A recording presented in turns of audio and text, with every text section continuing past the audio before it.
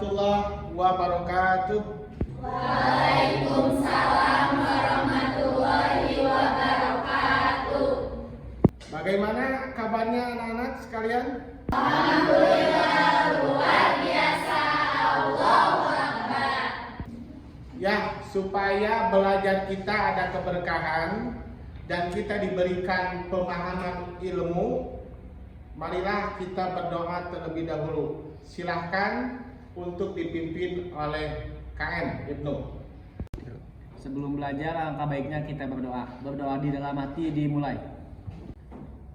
Doa selesai, sikap beri salam. Assalamualaikum warahmatullahi wabarakatuh.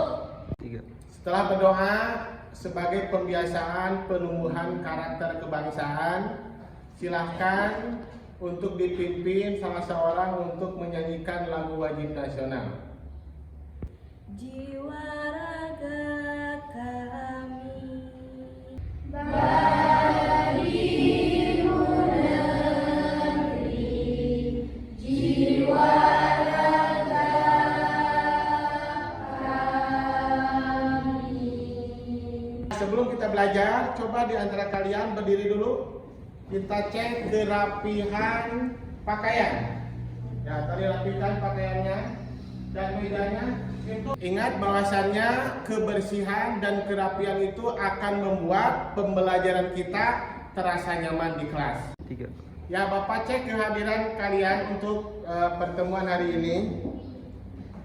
Pertama, Rida, Hadiroh, Adinda, hadiroh, Putri, hadiroh, Naura, hadiroh, Ibnu, Di Azelia. hadiroh.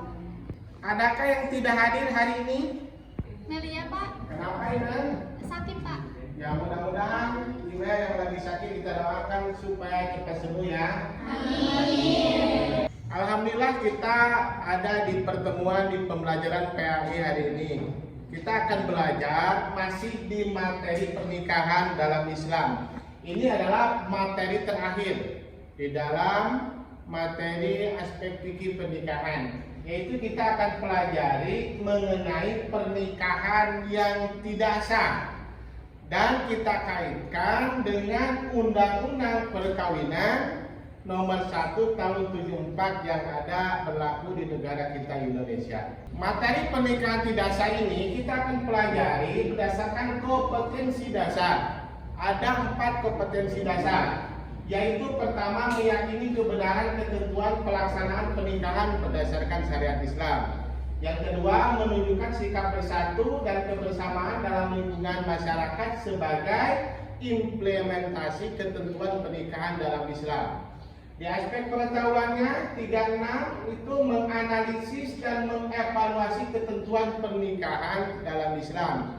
Di aspek keterampilannya, 46 menyajikan prinsip-prinsip pernikahan dalam Islam. Itu yang akan kita pelajari hari ini. Maka tujuan pembelajaran yang harus kalian capai di dalam materi hari ini, pertama, peserta didik mampu meyakini kebenaran ketentuan pelaksanaan pernikahan berdasarkan syariat Islam.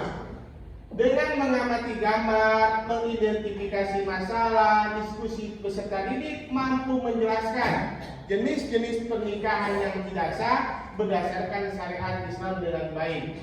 Dengan mengamati gambar, mengidentifikasi masalah, dengan diskusi, kalian harus mampu menganalisis ketentuan pernikahan yang tidak sah dalam pelaksanaan pernikahan berdasarkan syariat Islam. Hukum pernikahan sesuai undang-undang pernikahan di Indonesia dengan baik. Dengan mengamati tayangan video, kerjasama dalam diskusi, peserta didik mampu menganalisis ketentuan pernikahan yang tidak sah dengan benar. Terakhir, dengan mengamati tayangan video, dengan diskusi, kalian harus bisa menyajikan paparan pernikahan tidak sah dan hukum pernikahan di Indonesia sesuai pelaksanaan pernikahan berdasarkan syariat Islam. Baik, coba di antara kalian ada yang masih ingat materi PAI pertemuan sebelumnya? Saya Pak, Kalau pertemuan sebelumnya kita udah belajar tentang talak, idah, sama rujuk. Nah, yang saya ingat kalau misalnya talak itu seorang suami yang mengajukan permohonan untuk menceraikan istrinya.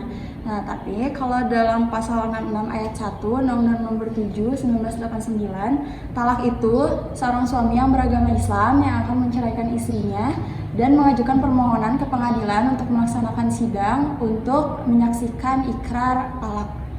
Izin menjawab Pak. Lalu ada materi idah. Idah adalah masa menunggu seorang wanita yang baru saja diceraikan oleh suaminya, di mana ia tidak boleh menikah atau kawin bersama orang lain sebelum waktu menunggunya habis. Alhamdulillah ternyata kalian masih ingat materi yang telah kita pelajari pertemuan sebelumnya. Berikan aplaus buat kita semua.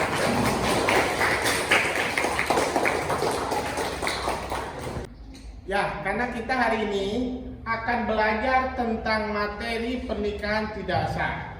Apabila kita kaitkan dengan materi sebelumnya, adakah hubungan yang bisa kalian hubungkan materi pertemuan berikutnya dengan pembahasan hari ini?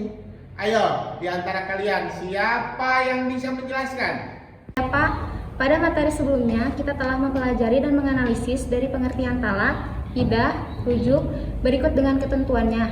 Itu semua sangat penting sebagai ilmu bahwasanya pernikahan merupakan ikatan yang suci dan pernikahan harus diniatkan sehidup semati atau langgeng sampai maut memisahkan. Maka dari itu, jangan mempermainkan pernikahan dengan mudahnya melakukan pernikahan yang tidak sesuai dengan rukun dan syarat pernikahan. Apabila semua itu dilarang, maka pernikahannya dikategorikan sebagai pernikahan yang tidak sah. Alhamdulillah ternyata ada di antara kalian Siti bisa mengaitkan materi berikut yang sudah kita pelajari dengan materi sekarang. Berikan aplaus untuk Siti. Ya, pertemuan hari ini kan kita belajar mengenai pernikahan yang tidak sah. Bahwa pernikahan itu kan harus dinilai sah secara agama ataupun secara negara. Maka di antara kalian harus bisa membedakan apa pengertian pernikahan yang sah atau pengertian yang tidak sah.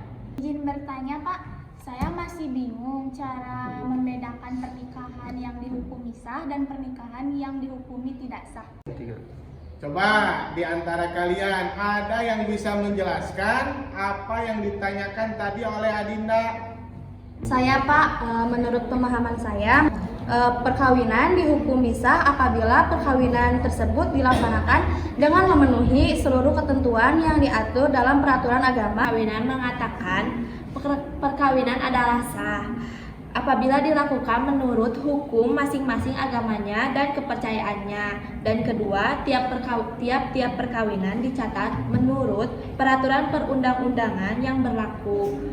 Disebut tidak sah atau batal karena pernikahan tersebut tidak memenuhi hukum atau rukun pernikahan. Selain itu juga ada pernikahan yang rusak, yaitu tidak memenuhi syarat yang berlaku. Alhamdulillah ternyata di antara kalian itu sudah bisa membedakan ya pernikahan yang dihukumi sah dan pernikahan yang dihukumi tidak sah. Coba sebutkan apakah di dalam pembahasan pernikahan tidak sah ini ada jenis ataupun contoh pernikahan yang dihukumi tidak sah. Apa saja jenisnya atau nama pernikahannya? Jelaskan sepengetahuan kalian. Menjawab Pak, pernikahan yang tidak sah yaitu salah satunya pernikahan yang dilakukan oleh seorang wanita dan pria yang tidak seiman atau berbeda agama. Kalau menurut saya, nikah yang dibatasi waktu atau nikah kontrak Pak? Saya Pak, ada juga pernikahan sejenis. Untuk lebih dalam kita mempelajari materi pernikahan tidak sah ini, kita akan belajar secara kelompok dan kita bentuk kelompoknya menjadi 3 kelompok sesuai dengan kelompok pertemuan sebelumnya ya. Sebelah sini kelompok 1 ya, yang sebelah sana itu kelompok 2, sebelah sini adalah kelompok 3. Kita akan mempelajari pembahasan secara diskusi ini dengan metode MPA. Apa itu metode MPA? MPA itu M-nya market. Market itu apa artinya? Place, activity. Nah, jadi adalah pembelajaran dengan cara seperti kegiatan di pasar, yaitu dengan sistem jual beli. Ya, nanti kalian setiap kelompok buat menjadi 2 tim. 1 tim pembeli, kedua tim penjual. Nah, maka kalian sekarang lihat, perhatikan, kalian amati ya video-video ini. Bapak sediakan 3 video. Pernikahan beda agama yang terjadi di Kota Semarang beberapa waktu lalu jadi sorotan masyarakat di media sosial. Pernikahan beda agama tersebut juga diunggah oleh di akun TikTok @sacha_alia dengan durasi video 13 detik. Dalam video nampak sepasang pengantin tengah mengikuti prosesi pernikahan di beberapa tempat. Mempelai wanita mengenakan jilbab dan mempelai laki-laki mengenakan jas hitam. Nah, di sini Bapak akan bertanya, menurut kalian apa permasalahan ya inti yang ada di dalam tayangan video tersebut? Adanya pernikahan beda agama, Pak. Nah, di dalam video tersebut tadi kalian sudah jawab ada masalah yang terjadi. Maka untuk memecahkan permasalahan tersebut, silahkan kalian berdiskusi dengan kelompok masing-masing ya. Tapi kaitkan analisis permasalahan kalian dengan dalil Quran ataupun hadis dan Undang-Undang Perkawinan nomor 1 tahun 1974. Nanti akan Bapak berikan lembar kerja peserta didik sebagai bahan untuk kalian tuliskan hasil analisisnya di LKPD. Ya, Bapak bagikan LKPD-nya.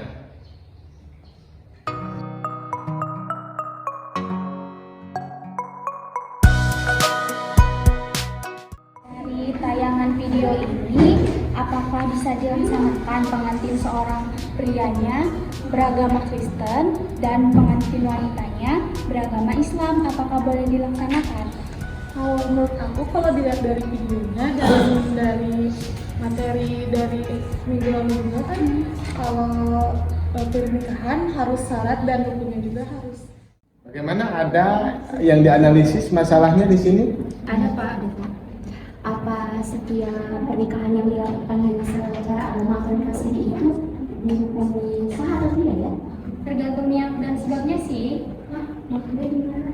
Jadi maksudnya kalau pernikahannya berniat untuk menutupi aib karena malu telah melakukan hubungan di luar nikah atau bahkan sudah hamil duluan, maka pernikahan siri tersebut hukumnya tidak. Baik anak-anak, sudah selesai diskusinya? Sudah. Ya, kalau sudah selesai berarti kita akan presentasikan dengan metode MPA tadi ya, jual beli. Silakan kalau sudah ditentuin tim pembeli dan penjual, tim pembeli tetap di tempatnya dan tim penjual maksudnya ya, tim pembeli nanti keliling berkunjung ke kelompok lainnya. Assalamualaikum warahmatullahi wabarakatuh. Waalaikumsalam warahmatullahi wabarakatuh. Kami dari kelompok 1 akan menjelaskan tentang video yang kami analisis, yaitu tentang pernikahan beda agama. Nah, setelah kami melakukan analisis dari video tersebut, dapat kami simpulkan bahwa pernikahan beda agama adalah pernikahan antara seorang laki-laki dan seorang perempuan yang menikah atau bersatu tunduk pada suatu hukum, tapi tidak sesuai dengan kepercayaannya masing-masing, atau bisa dibilang agamanya saling berlainan. Nah, keterkaitan dengan Undang-Undang Nomor 1 Tahun 1974 Pasal 2 Ayat 1 yang berbunyi, perkawinan adalah sah apabila dilakukan menurut hukum masing-masing agamanya dan kepercayaan itu. Dari hasil analisis video ini juga kami mendapatkan solusi. Sebaiknya menikah harus dengan sesama yang beragama, harus seiman, sesuai dengan tuntutan agama dan undang-undang negara.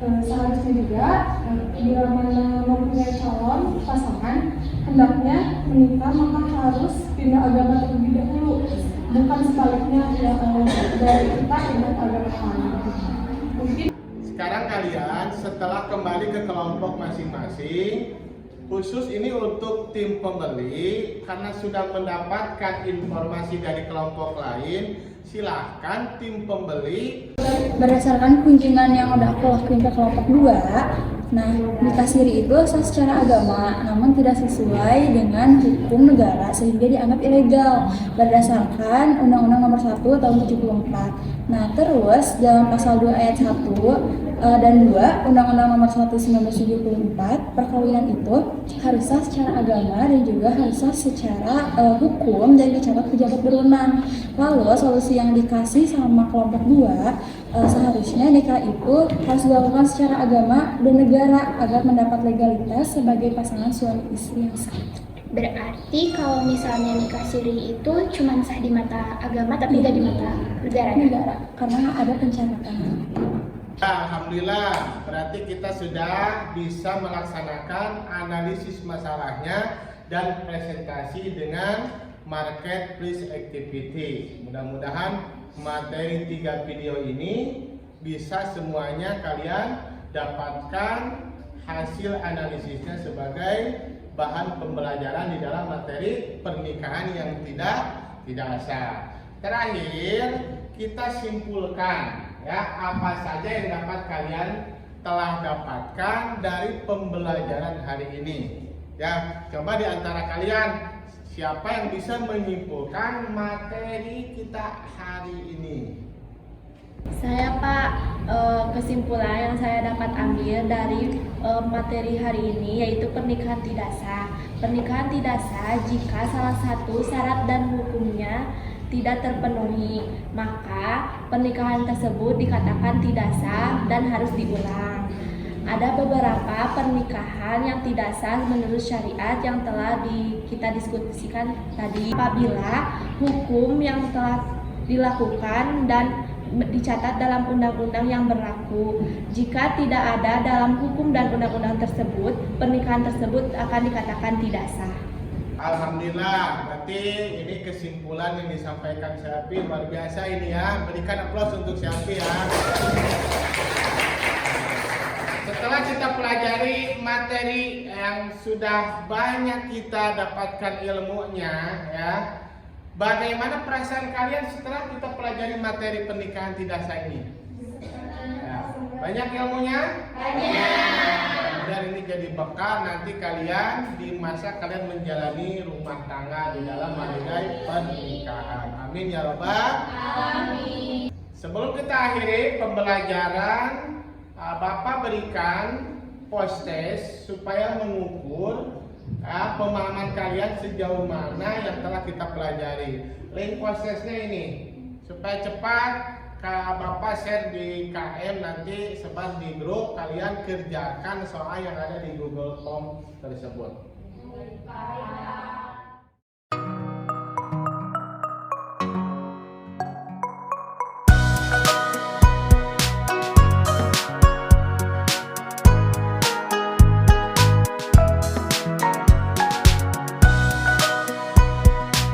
Nah, materi yang akan kita pelajari di pertemuan berikutnya, insya Allah materi pernikahan selesai. Jadi kita masuk ke aspek yang baru, dan itu adalah materi terakhir, yaitu tentang sejarah kebudayaan Islam berkaitan dengan proses masuknya Islam ke Nusantara.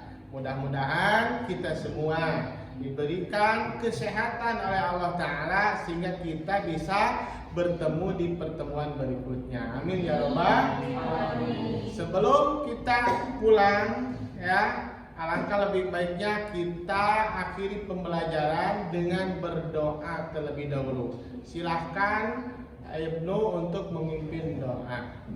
Sebelum pulang, alangkah baiknya kita berdoa. Berdoa dalam hati dimulai.